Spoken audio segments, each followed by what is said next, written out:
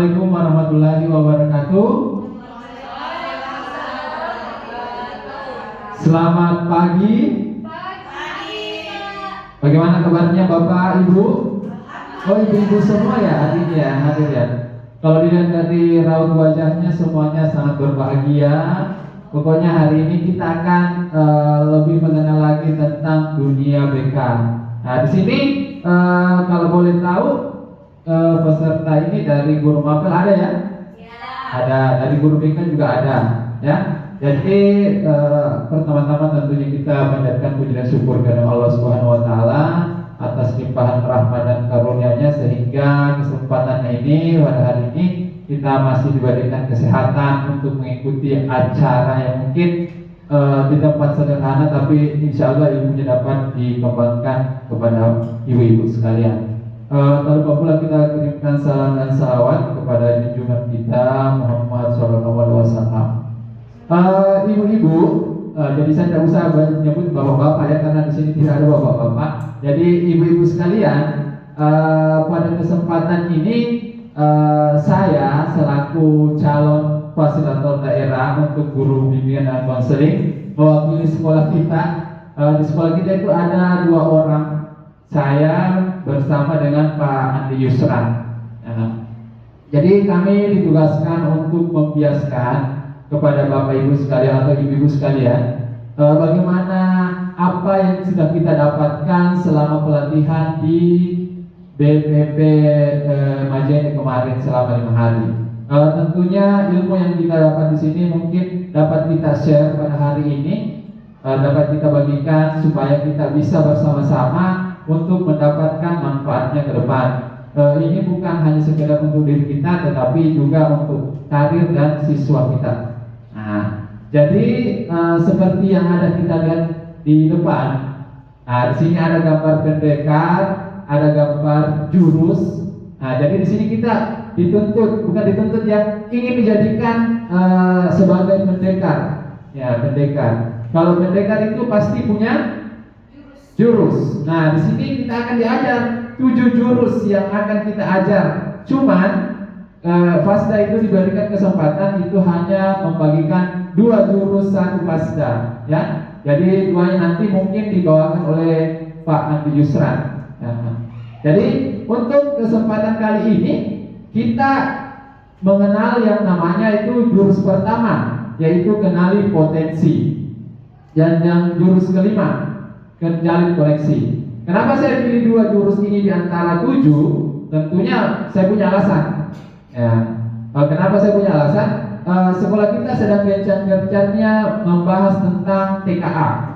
TKA, di mana TKA ini masih dalam sistem baru, mungkin pengetahuan baru. Jadi kita sebagai guru BK dan guru mapel pasti sudah banyak siswa yang konsul, sudah banyak orang-orang yang mungkin bertanya-tanya sama kita, padahal kita sendiri belum mengetahuinya secara penuh. Nah, jadi mengapa saya mengambil yang namanya kenali potensi. Yang kedua, jalin koneksi. Nah, kenapa saya ambil jurus jalin koneksi di sini? Mungkin dari observasi, dari segi pengalamannya selama saya berada di sini, tentunya banyak dari kita yang masih miskonsepsi dalam melakukan yang namanya konseling atau pendekatan secara hukuman kepada siswa kita. Nah, makanya pada hari ini kita akan bahas bersama-sama. Tentunya saya di sini bukan sebagai pengajar, tapi sebagai pembagi saja proyeknya supaya kita bisa bahas sama-sama ke depan. Oke, ibu-ibu. Nah, jadi sebelum kita mulai, tentunya kita mau mengetahui dulu jurus yang pertama. Jurus yang pertama tentunya apa? Kenali potensi. Ibu-ibu di sini sudah pernah mengikuti asesmen? Pernah mengetahui ibu-ibu di sini itu potensinya apa? Belum. Ada yang pernah, ada yang belum. Di sini kalau ditanya lagi, ibu-ibu di sini sudah tahu potensi dirinya apa? Sudah tahu pastinya ya. Tidak mungkin ibu-ibu di sini berdiri sebagai guru kalau tidak percaya dengan potensi yang ada pada dirinya. Nah, pertanyaan besarnya ketika kita hadapkan kepada siswa, sudahkah kita mengolah potensi siswa itu dengan benar? Belum. Nah, tentunya pertanyaan besar untuk kita, apakah kita sudah benar dalam memberikan atau menggali potensi siswa? Nah, maka dari itu kami dari Asda ingin membagikan satu kegiatan sebelum kita masuk di materinya. Ibu-ibu bisa buka grup yang saya kirimkan, ada link di situ. Ya, link. Nah, silakan Ibu Rumaira bisa teruskan ke Ibu yang di belakang. Ya, silakan. Ketika sudah masuk linknya, ya itu aplikasinya Aku Pintar. Ya, dari aplikasinya saja kita sudah bisa tahu bahwa ini ya aplikasi pintar. Nah, silahkan kalau Android silahkan klik titik 3 paling ujung. Nah, titik 3 silahkan pilih penjurusan. Bukan. Ya, tes penjurusan. Ya, sudah ketemu? Nah, silahkan ibu-ibu mengerjakan asesmennya. Situ asesmennya ada 6 slide terbagi dari 10 pertanyaan. Jadi pertanyaannya itu tentang ya tidak, ya tidak. Ini pertanyaannya tes sekarang. Iya, silakan ikuti tes sekarang. Bukan. Tes penjurusan. Saya mau bahasa Inggris ya. Ikuti sekarang. Ya, silakan. Kita pilih bahasanya mau bahasa Indonesia atau bahasa Inggris. Mulai tes. Ya, silakan klik mulai tes. Scroll ke kanan sampai ujung. Ya. Dan silakan isi tesnya mulai sekarang. Kalau menunggu antrian kembali dulu baru masuk balik ke dalam.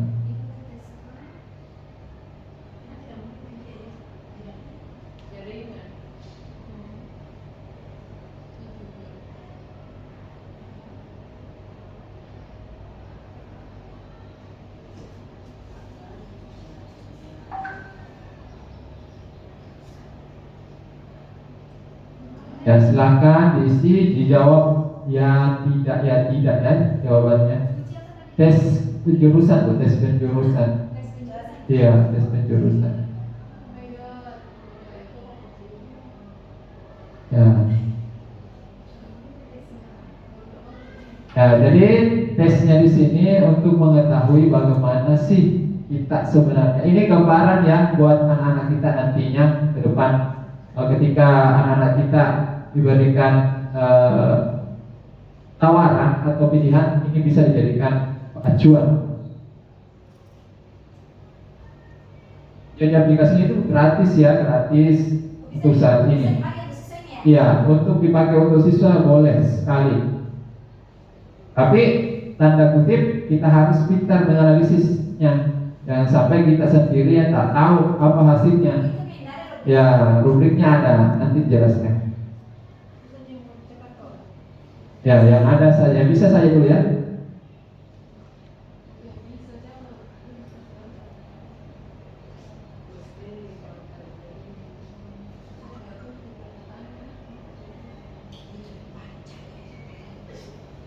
Sudah hasilnya Bapak ini butuh kesabaran memang Pak, butuh kesabaran, butuh ketelitian dalam membaca pernyataannya. Ya, silakan. Hasilnya bisa dilihat langsung, Ibu. Silakan klik selesai.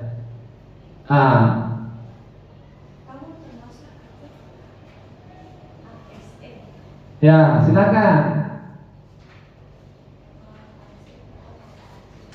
Oke? Belum Pak. Saya suka memasak. Ya, pertanyaannya atau pernyataannya itu pasti ada yang suka, ada yang tidak. Jadi di sini asesmennya butuh kepastian, jadi tidak ada jawaban yang ambigu ataupun mengambang. Bisa suka berpidato kayak di luar Ya. Sudah Bapak, ya Ibu, ya. Saya kayaknya lima cara berpikir. Halo Ibu. Ya. Belum Pak, belum. Udah ya geser-geser terus sih kalau. Ya, jadi ini kegiatannya direkam ya, jadi mohon Ibu, ya. Sudah Ibu? Nah,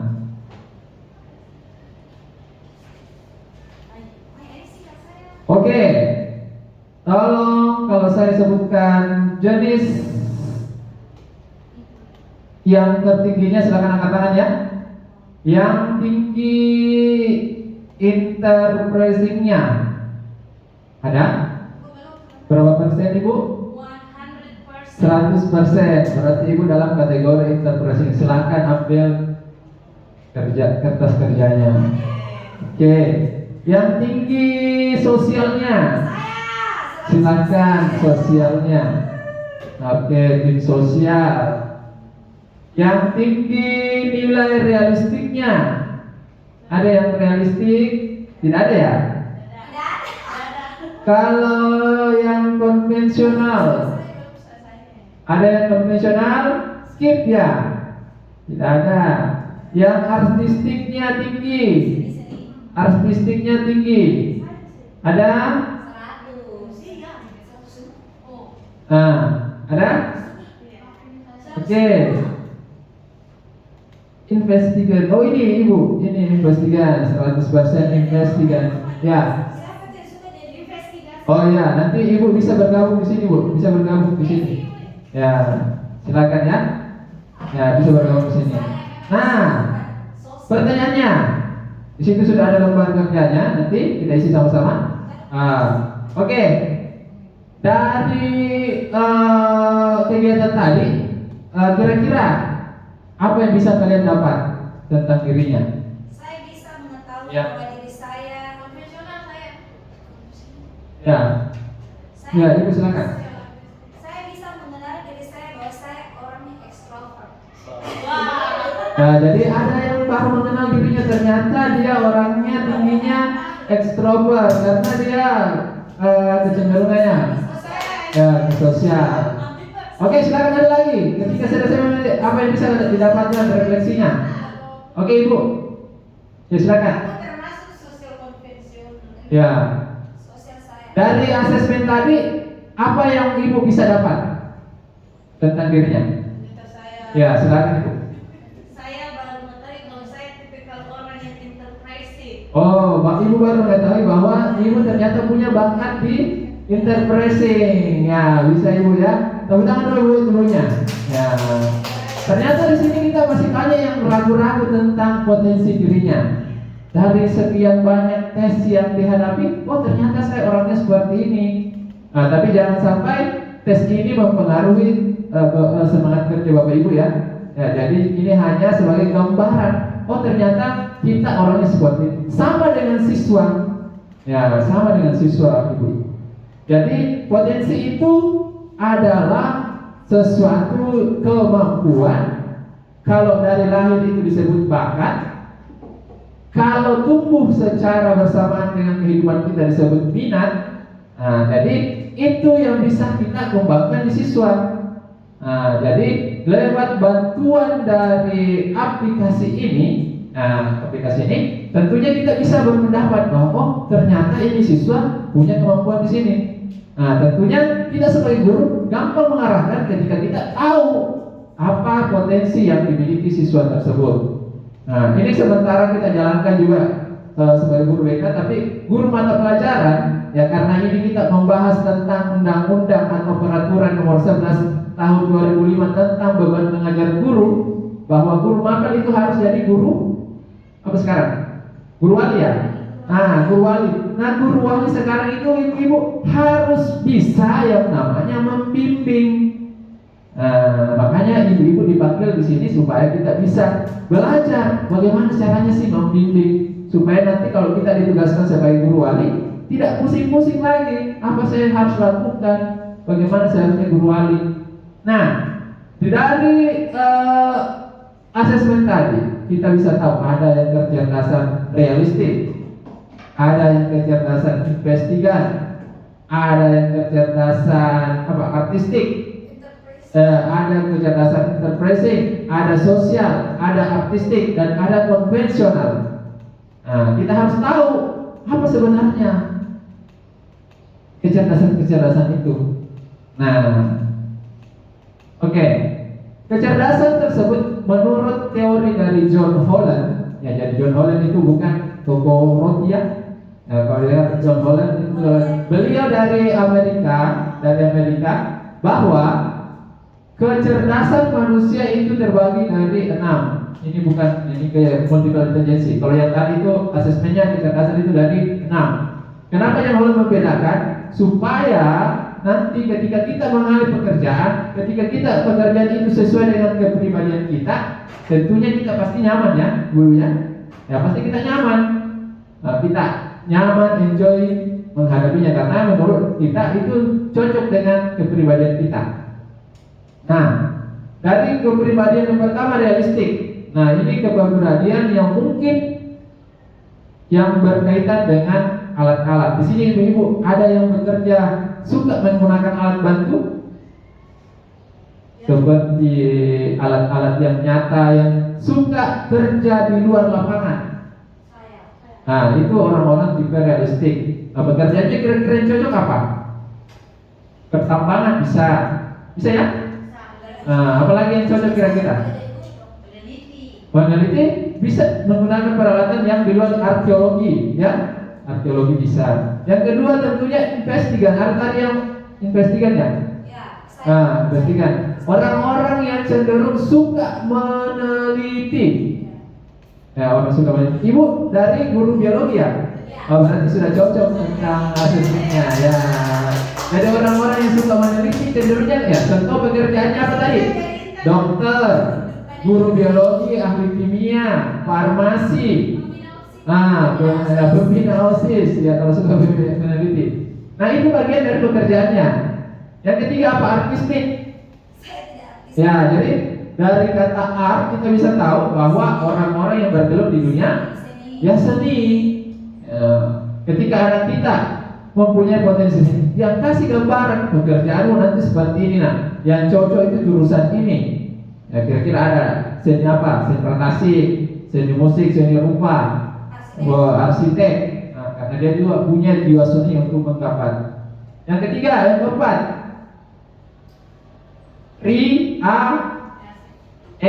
interpretation ya. Apa tadi yang keempat itu?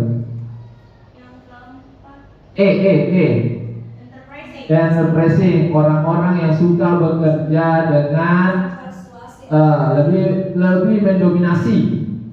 Ya, contohnya manajer, HRD, CEO yang bergelut dengan data-data.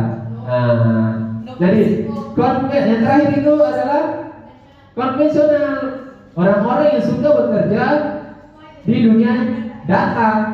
Contohnya sekretaris, notaris, pegawai bank yang kerja di bidang-bidang yang hanya menggunakan struktur kedataan, itu orang-orang yang konvensional. Nah, jadi dari 1.200 siswa kita tentunya ada ya seperti itu kemampuannya, potensinya, tergantung kita dan dibantu dengan asesmennya. Selain dari asesmen digunakan juga nilai rapornya dan observasi lapangannya, bahwa kita bisa menggali potensi siswa dengan menggunakan asesmen tersebut. Ya, bisa ya Bapak Ibu ya. Nah, jadi di sini kita belajar bagaimana sebenarnya kita menggali yang namanya potensi. Itulah gunanya kita menggali potensi. Nah, ini ada bacanya, karir masa depan seperti. Nah, ini bagian tadi karir menurut John Holland. Nah, toko psikologi yang menggambarkan tentang kepribadian berhubungan dengan karir. Nah, tadi ada yang konvensional, ada yang artistik, ya, Bapak Ibu ya. Nah, jadi dari hasil ini kita bisa gambarkan nantinya ya. Nantinya kalau Bapak Ibu sudah kembali ke siswanya, ke anak walinya, ke anak kewalian apa namanya kalau guru walinya, nanti Bapak Ibu bisa menggambarkan, kita bisa kasih asesmennya, terus kita kasih gambaran tentang hasilnya, terus kita petakan menurut dari formatnya. Ada yang karir yang cocok, studi perguruan tinggi yang mana saja, terus soft skill yang harus dikembangkan apa, dan mata pelajaran yang berkaitan dengan pekerjaannya. Oke? Oke, jadi dengan potensi di sini mudah-mudahan kita bisa pahami ya, sebagai guru dapel, sebagai wali, mungkin kita bisa terapkan nanti ke depan bahwa menggali atau mengenali potensi anak kita itu penting buat kita, apalagi berhubungan dengan gaya belajar. Ini juga kan masuk dalam asesmennya. Di asesmen Aku Pintar juga ada yang namanya gaya belajar. Mencari perguruan tinggi ada juga. Ya, tes kepribadian ada juga. Jadi kita sama-sama di sini belajar, nanti menerapkan yang namanya aplikasi ini, dibantu aplikasi ini dan dibantu dengan data-data pendukung lainnya. Oke? Oke, jadi tugasnya Bapak Ibu nanti ke depan setelah dari sini, silahkan kita terapkan ke anak wali kita, ambil datanya, screenshot hasilnya, kita analisis sama-sama. Oke? Dibantu dengan guru BK-nya. Jadi dari jurus yang pertama ini kita bisa ketahui ya, sudah bisa kita ambil. Ya, kita sudah bisa ambil ilmunya, kita sudah dapat apa yang perlu kita kenal dari potensi anak-anak. Selain dari gaya belajar, multiple intelligence dan tipe kepribadian. Oke, sampai di sini ada yang mau ditanyakan, Bapak, Ibu? Ya, silakan. Ini aplikasinya berbayar atau tidak, Pak? Jadi untuk saat ini aplikasinya masih mungkin gratis ya, karena yang dipakai ini. Cuman efeknya aplikasi ini karena sudah gratis, biasa kalau terlalu banyak yang gunakan, kita lama di proses antrian, menunggu antrian. Jadi maksimal berapa satu kali? untuk penggunaan itu tidak ada, cuman mungkin kita tuh data menunggunya itu hanya dibutuhkan 1 menit saja baru masuk lagi. Oke? Oke, silakan Ibu. Betul ya? Ya. Baik, jadi tadi kan ada tentang enterprising. Ya. Pertanyaan saya, kalau misalnya ada anak wali saya yang pas mengisi data, tiba-tiba muncul enterprising 100%, tapi dia merasa bahwa selama ini itu tidak menonjol di enterprising. Bagaimana cara motivasi? Iya, terima kasih atas pertanyaannya. Jadi mungkin saya bisa langsung jawab. Dalam pelaksanaan asesmen ada 2 faktor yang harus diperhatikan: kesadaran penuh pesertanya dan kondisinya saat itu mengisi. Jangan sampai ketika dia mengisi dia sedang sakit kah atau sedang tidak mood sehingga hasilnya bisa berubah-ubah. Jadi asesmen itu bisa diulang-ulang, karena ini asesmen adalah hasilnya itu kecenderungan, bukan yang paten. Jadi kecuali yang mau paten itu ya diagnosis dokter biasa, kalau cek darah apa itu kan hasilnya paten. Kalau ini kan kalau asesmen ini tergantung dari kecenderungan yang keluar pada saat dia mengisi asesmen. Makanya asesmen itu tidak boleh dilakukan 1 kali.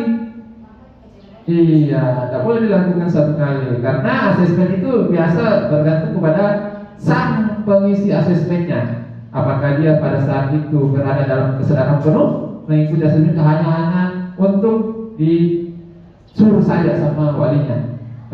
Oke? Pak. Iya, jadi untuk setiap orang nanti dari hasilnya saya akan berikan tugas nanti datang ke walinya, silahkan analisis bersama dan kita akan ketemu nanti ketika hasilnya sudah keluar semua, ya. Ya, jadi untuk jurus pertama mungkin Ibu sudah bisa menguasai jurus pertama ya. Tepuk tangan untuk kita semua dulu. Jadi jurus pertama itu mudah karena kita dibantu yang namanya aplikasi. Yang kedua, masuk yang jalin koneksi. Oke, ini mungkin menurut saya materi yang seharusnya kita bawakan ke guru-guru piket, ke guru-guru BK, guru-guru yang sering marah-marah di lobi. Ya, ini cocok. Ya, cocok untuk diterapkan. Ya. Oke, tapi sebelum itu bisa berdiri semua, bisa berdiri. Ya, sudah berdiri semua. Silakan. Bapak, ibu-ibu, ini kan jumlahnya berapa ya? 7 ya. Ya, silakan ibu berpasangan dengan pasangannya. Ya, pasangannya. Oke. Ya. Mungkin di sini sama Ibu Humaira. Ya, sini sama Ibu Humaira sini. Ya, dibantu sama videografernya. Oke, sudah berhadapan, saling berhadapan Bapak Ibu-ibu, saling berhadapan. Saling berhadapan. Sweet ya, tahu sweet? Tahu ya? Ya, gunting batu kertas. Ya. Gunting batu kertas. 1, 2, 3. Siapa yang menang? Siapa yang menang? Angkat tangannya yang menang. Nah, 1, 2, 3. Ya. 1, 2, 3. Ya. Nah. Boleh. Ya, silakan angkat tangannya yang menang. Ya. Yang menang berada di posisi A. Ya, ingat ya, posisi A. Yang kalah posisi B. Ya, silakan dulu. Ingat ya posisinya ya. Ya, silakan dulu kembali. Tugasnya adalah Bapak Ibu yang posisi A silakan bercerita ke sampingnya, terserah mau cerita apa. Mau cerita urusan rumah tangganya kah? Mau cerita tentang kejadian hari ini? Silakan bercerita di hadapannya. Yang si B tugasnya adalah cuek saja, cuek, nggak usah dengar. Selebar apa mau dibikin. Ya, silakan bicara Bapak Ibu, cerita saja. Yang A cerita saja. Nah, makanya cerita saja sampai saya kasih waktu 2 menit. Yang B silakan terserah mau dia mau dengar, pokoknya dari bagaimana caranya supaya tidak dengar. Oke, Bapak Ibu ya, saya kasih waktu 2 menit ya.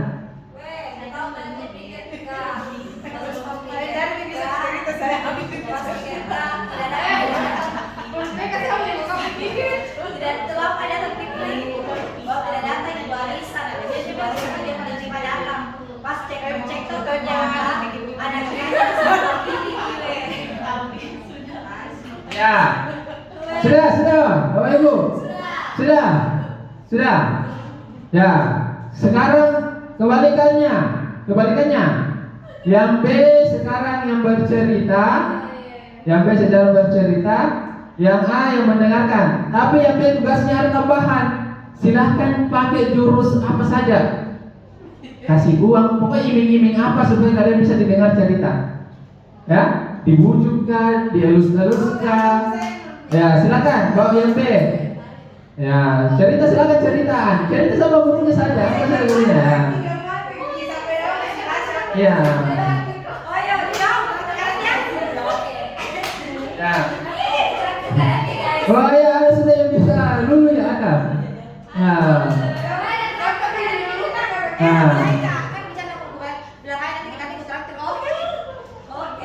Ya, sudah. Ya. Kembali ke posisi awalnya yang A, yang tadi bercerita pertama. Saya mau tanya, Ibu, ketika kita bercerita dan tidak didengarkan, bagaimana perasaan kita? Ya, ada bisa satu orang menjelaskan? Ada yang kecewa pasti ya? Kecewa, sakit. Nah, terus apa lagi yang biasa? Emosi, pasti emosi ketika kita asik-asiknya cerita, butuh teman cerita, orang di samping kita tidak mendengarkan, pasti jiwa emosi kita itu pasti meronta-ronta.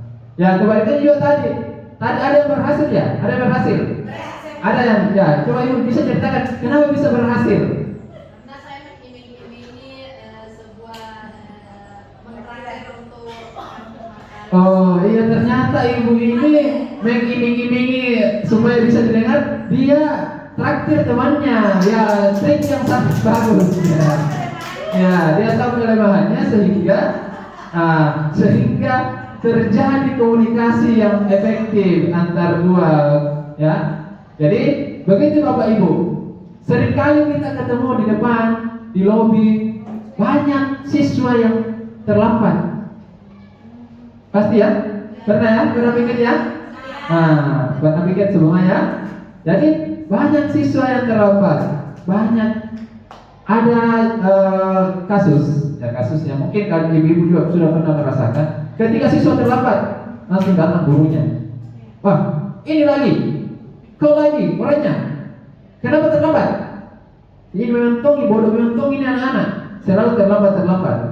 Kira-kira besoknya itu anak-anak terlambat lagi atau tidak? Terlambat lagi. Tapi berubahnya itu hanya jenjang 1 hari, 2 hari, karena dia merasa yang dimarahi itu siapa ini orang tiba-tiba marahin kan? Tidak guru ya, tidak pernah belajar, tidak pernah ketemu tatap muka, tiba-tiba marahin kayak seperti orang yang kenal kan? Nah, di situ kita bisa tahu bahwa pentingnya yang namanya koneksi. Ya, koneksi. Kenapa kita harus butuh yang namanya koneksi? Kira-kira beda tidak kalau kita ketemu tadi sama kasusnya dengan ibu? Kalau mau didengarkan dia, oh nanti pergi ke kantin sama supaya oh iya bisa. Nanti dengarkan terjadi koneksi sebelumnya. Nah, jadi di sini mungkin kita bisa belajar bahwa yang kita lakukan selama ini, ya mungkin ada yang sudah sadar. Ketika anak-anak kita sudah datang capek-capek, Bu, mau nggak menghadap, mau nggak cerita? Kita asik sedikit cerita sama teman. Nanti dulu lah, bangga dulu telepon. Nanti dulu aku kerja dulu ini. Nah, nanti dulu lah, hari ini urus. Kira-kira bagaimana perasaannya itu siswa? Sakit. Ya pasti namanya kecewa. Tidak ada koneksi, tidak ada jaringan komunikasi yang mau didengar. Itu banyak terjadi di kalangan kita saat ini. Mengapa saya ambil namanya jurus yang kedua, yang kelima itu jalan koneksi, karena kita selama ini hanya mengandalkan yang namanya punishment, kekuatan, arogansi. Tapi hasilnya apa? Pasti bertanya toh, wih, kenapa ini anak-anak sudah saya marahin, besok terlambat lagi, besok begini lagi. Pasti bertanya-tanya gitu. Apa sebenarnya penyebabnya ini? Padahal saya sudah kerahkan milik kekuatanku, sudah ada ilmu-ilmu yang dikeluarkan tanduk-tandukku. Tapi yang terjadi mengulang. Karena kita sebagai gurunya tidak memberikan koneksi sebelum koreksi. Jadi ada namanya teknik burger. Pernah lihat burger tuh? Bagaimana rasanya Ibu? Enak ya. Burger itu terjadi 3 lapis ya. Roti, daging, daging kah, telur kah, ya beda-beda ya. Dan dilapisi kembali dengan roti. Jadi teknik di sini adalah beri dulu apresiasi, baru koreksi, baru apresiasi kembali. Bisa ya. Jadi kita sebagai guru itu jangan kau lagi terlambat merokok. Ini lagi anak-anak. Pasti sering begitu kita. Padahal kalau kita mau koreksi orang, ya beri apresiasi. Oh iya sebenarnya bagus mau datang ya sih, tapi kayaknya salah yang melakukan ini. Lebih baik lagi kalau cepat datang tadi. Iya, saya apresiasi karena datang di sini lewat pintu depan. Ya, itu tantangan buat kita bagaimana kita sebagai nantinya orang yang mempunyai kemampuan menjalin koneksi, jurus kelima itu bisa kita terapkan. Ya? Bisa kita terapkan, Ibu. Jadi bukan cuma guru BK yang dituntut di sini. Makanya dari Permendikbud atau peraturan pemerintahan itu Menteri Pendidikan Sekolah Menengah dan Sekolah Menengah itu lebih memberikan guru magang pengetahuan tentang yang namanya konseling. Salah satunya ini menjalin yang namanya koneksi. Tadi Bapak Ibu sudah tahu sudah merasakan bagaimana sih rasanya tidak didengarkan? Sakit ya?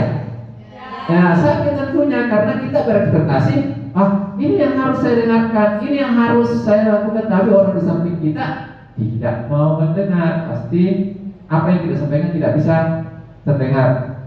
Oke, di sini ada rumus mendengarkan aktif.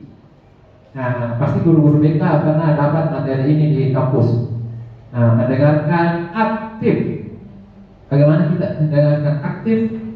Nah, yang pertama itu dengan rumus dengar jam. D-nya apa? Dedikasikan tubuh dan jiwa kita. Ketika orang mau bercerita, kesadaran kita penuh harus, oh iya, maka dengarkan cerita dulu di sini sama. Tidak ada main HP, tidak ada yang fokus sama pekerjaan lainnya. Itu yang disebut dengan dedikasikan tubuh dan jiwa kita berada di tempat orang yang kita dengar. Ya, jadi usahakan kita berada pada kesadaran penuh untuk mendengarkan ceritanya anak-anak. Ada kasus ya, biasa itu kalau kita lagi gosip di ruang BK, tiba-tiba ada anak-anak, Bu mau ke konsul, tunggu dulu, ada urusan, ada cerita bersama ini guru BK yang lain. Nah, biasa begitu seperti itu. Nah, pasti anak-anak itu kembali dengan rasa kecewa. Yang kedua, ekspresikan diperhatikan. Ekspresi diperhatikan. Ya, dari orang kalau bercerita, oh iya, begitu, iya, oh begitu cerita, iya, oh ternyata begitu yang dirasa, jadi harus berekspresi, jangan pasang muka datar, ya muka datar. Orang pasti beranggapan kalau kita cerita itu pasti, lihatnya ini orang atau tidak ada responnya, matanya saja melihat ke atas terus, kesurupan. Yang ketiga, netralkan posisi. Bagaimanakah? Sarannya ketika kita mendengarkan seseorang itu kita posisikan jangan baku hadapan. Ya, jangan hadapannya karena itu biasa disebut interogasi. Ya, kalau posisi baku hadapan, usahakan menyerong atau posisinya itu agak miring. Ya, kecuali kalau ada meja di depannya mungkin ada halangan. Cuma kalau yang berhadapan kayak seperti ini, mungkin itu bisa dikategorikan interogasi, bukan mendengarkan. Yang keempat, apa? Gangguan hilangkan. Ya, ada HP-nya nggak usah, pokoknya cari tempat-tempat yang mungkin orang bisa bercerita. Yang kelima, amati pembicaraan. Nah, kita amati apa ceritanya sebenarnya orang. Jangan menghayal pas cerita. Nah, biarkan dulu dia bercerita, jangan dulu berpikir, nanti apa yang harus kusimpulkan ini jawabannya. Nah, nanti ada sisinya. Nah, yang keempat, yang kelima itu respon. Nah, harus kita respon ya. Nah, harus ada gerakan, harus ada mimik muka, ekspresi ya. Itu bagian dari respon. Nah, yang terakhir itu jangan dipotong pembicaraannya orang. Ketika orang sedang bercerita, ya usahakan jangan dipotong. Enak perasaannya ibu ketika bercerita langsung, maka cerita, itu tadi sana pergi apa? Kan titik. Kira-kira bagaimana perasaannya ibu-ibu? Biasa aja. Jadi mungkin perasaannya kalau sudah menguasai kelola emosi itu pasti biasa saja. Kalau sudah menguasai ilmu namanya self emotional learning. Ya. Iya. Oke. Nah, keterampilan mendengarkan. Mungkin guru BK sudah pernah ya. Keterampilan membuka percakapan. Ya. Kalau ada anak-anak, Bu bangga cerita. Apa yang mau rasa? Kenapa Ki? Bisa mau cerita apa? Nah, biasa begitu ya. Nah, itu bukan attending. Bukan dari keterampilan yang namanya percakapan. Kita harus buka dulu. Dari mana kita bisa? Kayaknya kenal ini. Iya. Nah, itu namanya keterampilan. Jangan langsung ke inti permasalahannya. Karena ingat, kita harus menumbuhkan yang namanya koneksi dulu, Ibu. Iya, jangan sampai kita tiba-tiba duduk langsung ya, Bu, duduk di sini. Iya, kenapa Ki? Apa masalah Kak? Pasti kan kita kaget lah, tapi langsung masalah. Begini Pak, pasti anak-anak ini tidak nyaman, pasti jawabannya itu yang template doang, pasti yang kita jawabkan. Terus ada yang namanya keterampilan bertanya. Keterampilan bertanya. Kita juga sebagai konselor dan ibu guru mapel yang nanti calon sebagai guru wali pasti punya kemahiran yang namanya keterampilan bertanya. Ada yang namanya pertanyaan terbuka dan ada yang namanya pertanyaan tertutup. Biasanya kalau pertanyaan terbuka itu jawabannya panjang. Sebenarnya saya tahu bagaimana perasaan. Bisa diceritakan nih, bagaimana itu ya? Oh iya Pak begini. Sedikit itu pertanyaan tertutup identik dengan satu jawaban saja. Ya atau tidak. Jadi usahakan ketika sudah memulai pertanyaan, percakapan, keterampilan bertanya, usahakan kita buka dengan keterampilan bertanya dengan bertanya terbuka dulu. Oh iya bagus sekali tadi ini kegiatan. Kira-kira apa salahnya nih? Jangan langsung tidak bisa menceritakan apa kejadiannya, kan? Tidak nyaman. Terus ada namanya keterampilan merespon. Keterampilan merespon. Bapak Ibu yang ada di sini, ini adalah salah satu cara kita memberikan layanan konseling ke siswa dengan teknik soler. Mungkin yang Ibu bahasa Inggris bisa lebih mendetailkan istilahnya. S-nya itu apa? Squarely itu adalah menghadap murid secara langsung. Posisi tubuh yang terbuka. Bagaimana itu posisi tubuh yang terbuka? Bukan yang tidak pakai pakaiannya. Yang terbuka itu ya. Usahakan berada di posisi seperti ini. Jangan begini. Itu dalam konseling itu kalau seperti ini menandakan kita tidak mau menerima informasi. Jangan juga seperti ini.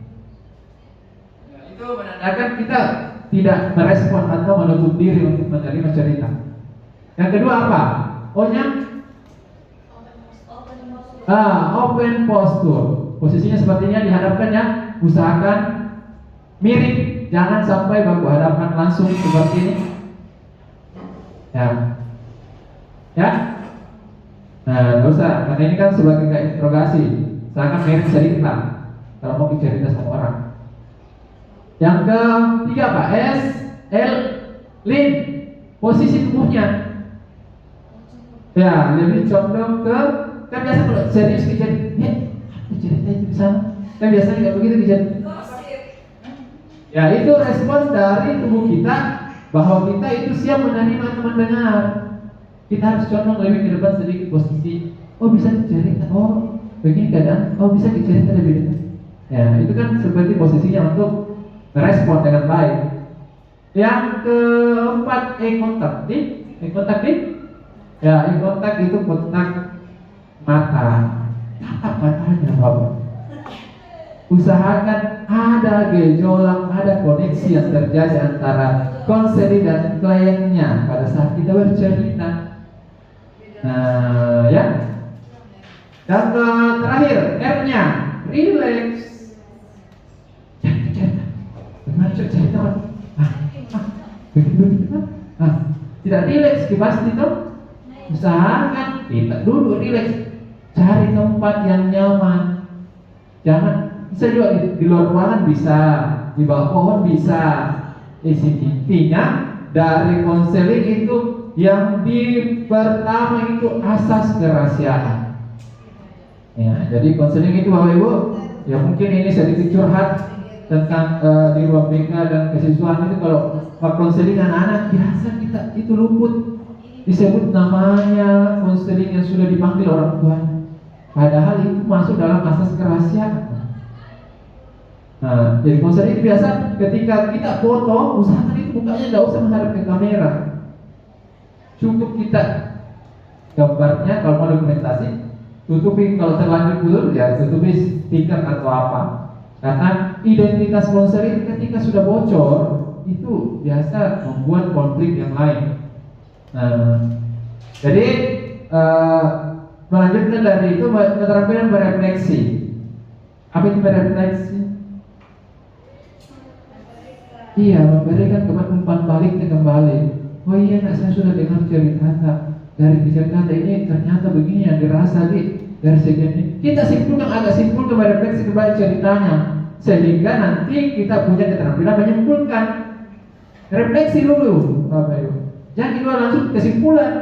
Tidak ditahu akar ceritanya sampai ujung, tiba-tiba disimpulkan. Nah, itu biasa kita salah dalam respon mendengar aktif. Ya, sampai di sini mungkin bisa ya, Ibu paham ya. Ya, mudah-mudahan dari sini kita bisa mengambil cara nantinya ketika kita menghadapkan pada satu siswa kita atau anak murid kita. Oke, sini ada yang namanya koreksi. Sebelum koreksi sudah tadi dijelaskan ya, bahwa kita menggunakan teknik burger. Usahakan kita kasih apresiasi dulu, baru dikoreksi. Tapi diakhiri dengan apresiasi lagi. Jangan dibiarkan tinggal dikoreksinya. Oke ya? Ya, jadi dalam konteks mungkin guru penggerak, ada yang guru penggerak di sini? Ya, pasti saya ketemu dengan segitiga restitusi. Segitiga restitusi itu tentunya menstabilkan identitas. Ada validasi tindakan yang salah. Ya, sebenarnya yang ini yang kau lakukan salah, nak, karena efeknya seperti ini. Menanyakan keyakinan. Tentunya siswa itu berefleksi nilai, oh ternyata yang kulakukan selama ini salah, efeknya seperti itu sama orang. Nah, itu yang terjadi segitiga restitusi. Tapi kali ini kita melakukan namanya pendekatan konseling realita. Ya, konseling realita. Dia berfokus kepada kebutuhan.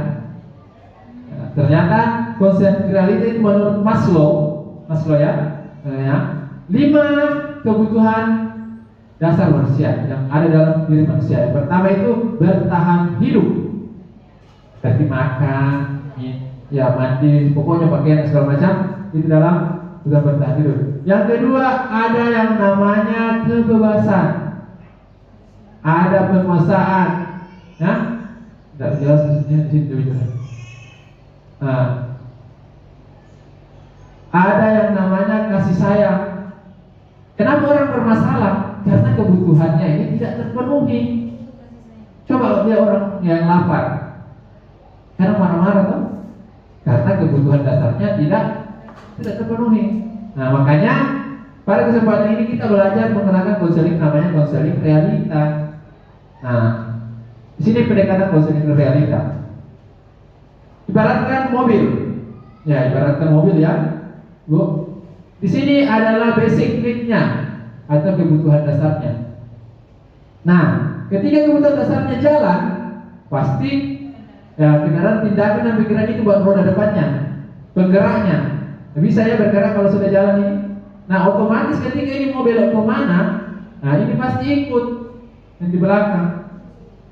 Nah, karena yang menjadi penggerak itu kebutuhan, ketika kebutuhan dasarnya yang 5 tadi terpenuhi, pasti jalan nih mesinnya, mau dibawa kemana, kepikiran dan tindakan, otomatis perasaan tak juga ikut, psikologi tak ikut. Kita kebutuhan, kalau mau dibawa marah tindakannya pasti perasaan tak juga tak enak toh. Nah, makanya di situ kita butuh yang namanya konseling pendekatan ini dengan pendekatan W, D, E dan P. PDEP. Buat identifikasi keinginannya, kebutuhannya. Apa sebenarnya yang membutuhkan ini siswa? Contohnya apa permasalahannya? Misalnya anak sering bolos. Ya, sering bolos. Apa yang mencari sebenarnya bolos? Kebebasan.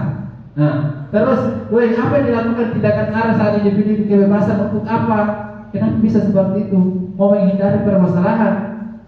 Pasti nilainya apa kalau bolos? Rendah ya? Tidak ada nilainya. Terus evaluasi perilaku individu. Evaluasi. Oh, ini yang mau lakukan ternyata salah ini. Ketika kau mau nilai tinggi, tapi jarang kau masuk, tidak bisa balance. Dan itu harus kita sampaikan evaluasi. Nah, begini nak. Kalau planning ya, kalau sudah masuk planning, begini nak.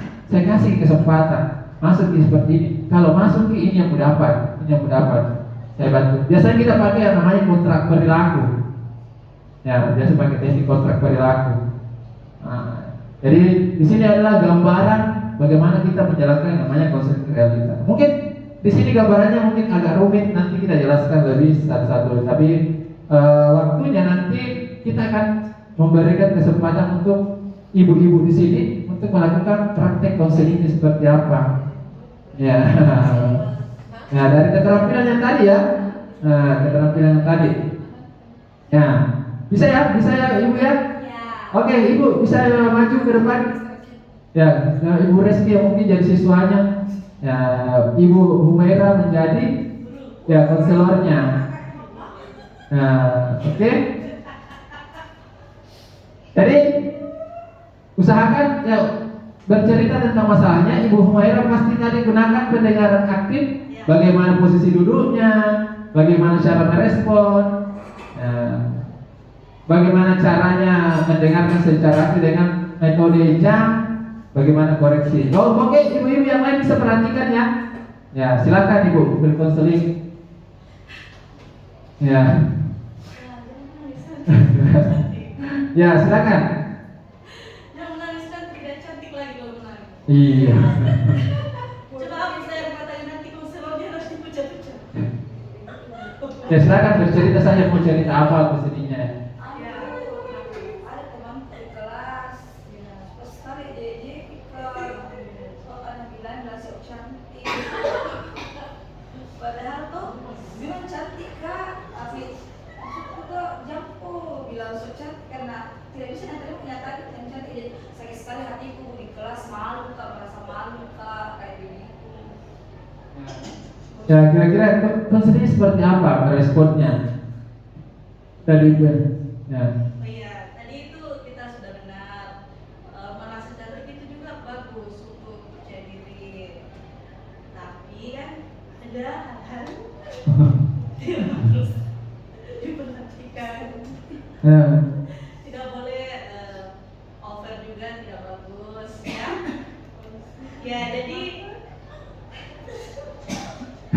Kayaknya sesi konselingnya terlalu sedih ya sehingga terbawa suasana. Ya dari konselingnya juga sudah mulai melakukan namanya refleksi, sudah memberikan penguatan, juga sudah mengoreksi, ya. Ya mungkin bisa bertukar posisi mungkin ya, sehingga mungkin ada masalah rumah tangga tidak apa juga Bu, masalah rumah tangga juga tidak apa. Ya. Ya, konseling masa lalu bisa juga. Ya, ya silakan. Ya. Masuk kenapa nak? Novelis. Kenapa tidak ada sih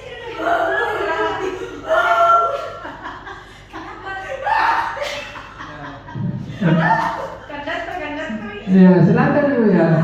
Coba perbaiki perasaannya dulu, coba perbaiki napasnya, tarik nafas. Oke. Ya perbaiki dulu ya, kenapa Naya? Coba di sini dulu, menghadap ke ibu, coba ya. Ya, perbaiki perasaan Pak. Dari kelas mana Ki? 10 Merdeka 50. Oh, yang ada kemarin belajar biologi. Aku tidak terima Bu. Itu bisa belajar apa? Bi. Iya. Oh, yang punya nih Bibi Coleda ya. Oke. Ya kenapa nak? Bu, Kenapa? aku di Jakarta tuh gak gini Bu. Oh. Aku tuh gak terima tau gak. Ya. Aku dikata-katain sama temen-temen. Siapa yang kata-katain Ina? Temen kelas aku. Oh, Mereka tuh udah tuh gimana Bu? Aku gak ngerti Bu, gak ngerti aku. Oh, iya, iya. Oh my God. oh ya, jadi apa sebenarnya penyebabnya tadi ini sehingga kata-katain seperti itu? Mereka bilang Bu, aku sok-sokan, sok-sok jaksel. Aku emang anak jaksel Bu. Oh, Gimana dong? ya. Terus Ini apa lagi? Ini tuh pembulian secara verbal Bu. Aku gak terima Bu, gak terima. Ya. Oke, nah dari segi mana yang tadi kita bilang juga, apa namanya pembulian secara verbal? Mereka kata-katain aku sok. Oh iya, oke. Begini sebenarnya terkait kata-kata verbal itu, kekerasan verbal tadi, begini benar memang mungkin merasa kesakitan hati karena kan kita memang dari Jawa, tapi di Jawa kan memang bahasa seperti itu pikiran tak agak keras kayak begitu. Tapi sebenarnya begini juga, kalau daerah kami, daerah Sulawesi Barat, memang kalau kata-kata seperti itu mungkin menurut kita yang dari luar ini Sulawesi agak keras, tapi kalau misalnya daerah sini ya ke kayak budayanya mereka cara bahasanya seperti itu. Nah, sebenarnya tidak dibenarkan juga, tapi untuk supaya lebih supaya lebih bagus di sosialisasi berteman dan bersosialisasi di sini ya, pelajari budaya di sini, nah seperti itu. Makasih ya Bu ya. Oh iya, Aku bagus. sudah tertipu. Iya, oke seperti itu. Iya, terima kasih, itu tangan dulu untuk ibunya, sangat luar biasa mendalami karakter ya. Nah, dari tadi kira-kira sudah masuk tidak cara konselingnya? Iya. Ya sudah masuk ya, ada yang masuk, cuma pengevaluasiannya yang masih planningnya belum ada ke depan ya. Sudah fokus kepada realita apa yang sudah terjadi, terus bagaimana dia memberikan validasi tentang kejadiannya, bagaimana dia memberikan keyakinan bahwa yang terjadi di daerah kita itu mungkin ya daerah kita itu agak keras kalau komunikasi, beda dengan kalau di Jawa. Oke, beri aplaus kepada untuk pemahamannya tadi ya. Jadi perlu diingat kembali ibu-ibu sekalian, ternyata sangat luar biasa ibu-ibu guru hebat hari ini.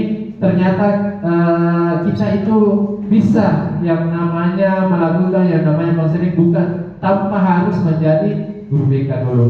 Keterampilannya sudah cukup, mungkin pemahaman kita sudah cukup, masalah mispersepsi kita ke depan tentang bagaimana mengkoreksi, bagaimana caranya berbicara tentang siswa, menghadapi siswa, bagaimana ketika mau bercerita, ya sudah bisa ya? Ada yang bisa disimpulkan, menyimpulkan pertemuan kita hari ini? Ya silakan. Ada yang mau menyimpulkan, bisa menyimpulkan sebelum kita akhiri pertemuan ini, sosialisasi ini? Ya. Ya silakan. Jadi kesimpulan yang bisa saya berikan pada hari ini ada dua yang kita harus kenali. Pertama tentang potensi, Iya. kedua tentang harus gali potensi. Ya. Terus kemudian lainnya harus menggunakan rumus dengan jam. Ada dedikasi, ada ekspresi, ada menetralkan posisi, ada gangguannya harus dihilangkan. Kemudian ada amati si pembicaraan dan respons, dan jangan dipotong pada saat anak-anak lagi curhat, begitu ya kira-kira. Kemudian ada 5 kebutuhan dasar yang harus dipenuhi. Kalau itu yang tadi dijelaskan, kalau 5 kebutuhan terpenuhi maka perasaan fisiologis itu juga akan berkembang. Dan kalau koneksi terjalin dengan baik, maka akan timbul rasa nyaman, dan kita antara siswa dan guru akan ada visi-misi yang sama lah ke depannya. Iya, terima kasih, beri aplaus untuk Ibu Merah sudah menjalin. Terima kasih banyak atas partisipasinya ibu-ibu. Mudah-mudahan pada kegiatan ini, sosialisasi yang cukup singkat ini, sebenarnya itu kita sosialisasikan 7 jurus. 7 jurus, cuman yang dikasih kesempatan itu minimal 2. Nah, sisa ada 5 jurus lagi yang ibu-ibu perlu pelajari. Nah, nanti sama-sama tahun depan insya Allah ketika sudah pengumuman fasilitator daerah itu bisa lulus, nanti pembebasannya akan disilang katanya. Ada sekolah lain yang akan datang membawakan materinya. Ya, jadi sudah disimpulkan tadi bagaimana hasil dari pertemuan hari ini. Mudah-mudahan dengan kita bisa mengenali potensi anak-anak, bisa menjalin koneksi dengan menggunakan pendekatan pendengaran dan teknik konseling realita, kita bisa jadi guru yang lebih menjadi teman siswa lagi, ya. Jadi jangan menganggap bahwa siswa itu musuh kita. Usahakan siswa menjadi sahabat kita, ya. Kalau yang biasa pojok-pojok di kelas, ya manusiawi, tapi berikan solusi dan plannya ke depan bagaimana solusinya dari permasalahan itu. Jangan ditinggalkan anak-anak, ya kasihan.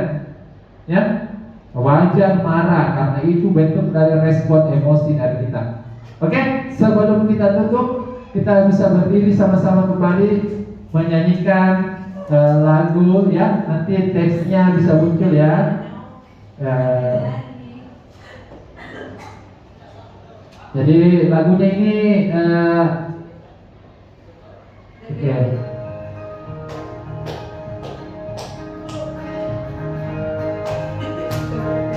Oke.